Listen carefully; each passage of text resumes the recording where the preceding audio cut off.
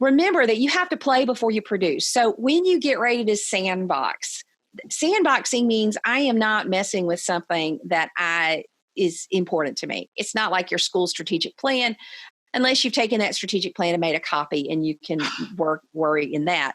So there's 3 principles to effective software sandboxing. Don't play in something you can't mess up.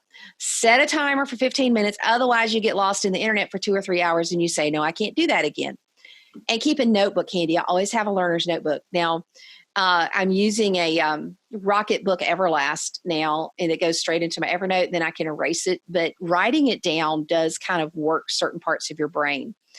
Now, here's some examples of some things that you might want to consider putting on your list to sandbox and put on your big 3.